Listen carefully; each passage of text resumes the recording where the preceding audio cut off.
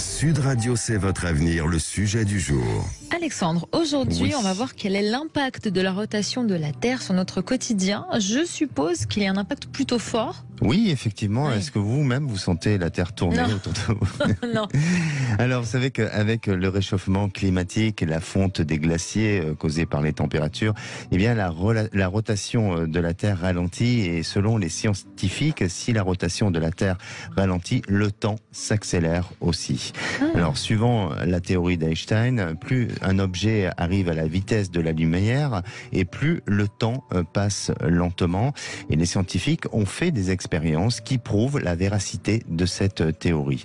Donc, si notre vitesse diminue, ce qui veut dire que le temps, lui, est en train de s'accélérer. Alors, c'est ce qui se passe aujourd'hui, puisque la résonance de Schumann permet de connaître le champ magnétique terrestre, et aujourd'hui on est sur une moyenne de 12 Hertz alors que dans les années 50 on était sur une moyenne de 7 à 8 Hertz. Notre Terre est un aimant gigantesque et outre le changement climatique, eh bien les conséquences que ça peut avoir sur l'être humain, ce sont au niveau de la conscience qui change, et sur les nouvelles générations, on fait de ces générations des êtres plus éveillés au développement personnel, à la spiritualité, à l'intuition. On le voit, hein, il y a de plus en plus d'enfants qui sont très éveillés et qui captent des choses. C'est Exactement. vrai. Alors peut-être qu'aussi on est dans une culture où on est plus ouvert d'esprit, Oui. mais malgré tout il y a quand même quelque chose qui change dans ce sens-là. Et dans le cas contraire, eh bien on a des gens qui sont de plus en plus dans de fortes dépressions et aussi qui tombent dans la folie. Plus ça va, plus et cette folie est en train de progresser, pas seulement par un stress de la vie quotidienne, hein, mais aussi par un état d'être et de changement de ce cycle-là. Alors ce changement de temps se compte en nombre de secondes chaque année et donc imperceptible dans notre quotidien. Il y a un exemple qui le représente bien, c'est le film The Cube. Je sais pas. Non, pas du tout. Vous ça me l'avez dit jamais rien. vu ce Non. film?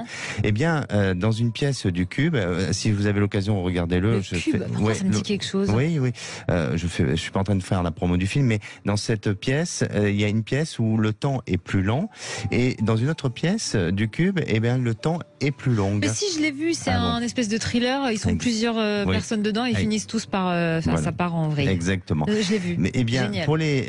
pour les percepteurs, dans chaque pièce, le temps semble constant, et ils ignorent absolument le changement de la vitesse du temps, sauf lorsque les personnages, eux, regardent dans une autre pièce de l'extérieur, eh bien, ils voient que le temps est pas le même et que la vitesse n'est pas le même, ce qui peut expliquer aussi que vous ne pouvez pas obtenir la même quantité de travail dans une journée, par exemple de travail de 8 heures, qu'il y a 3 ou 4 ans, par exemple, Ah, c'est du fou, fait c'est que fou. le temps s'accélère aussi. Et si comme certaines communautés telles que le New Age ou des anciens même religieux ou philosophes prédisent ce qu'ils ont prédit, eh bien nous pourrons donc converser librement avec ceux du monde de l'au-delà. Mais là on est dans On pourra pas le voir, une malheureusement. autre façon de voir les choses. Ah, si vous pourrez le voir, mais nous, non.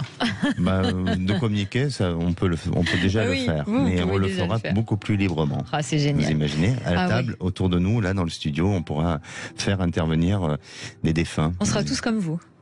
On arrivera à communiquer avec l'au-delà. Ouais, mais je suis encore vivant. Hein.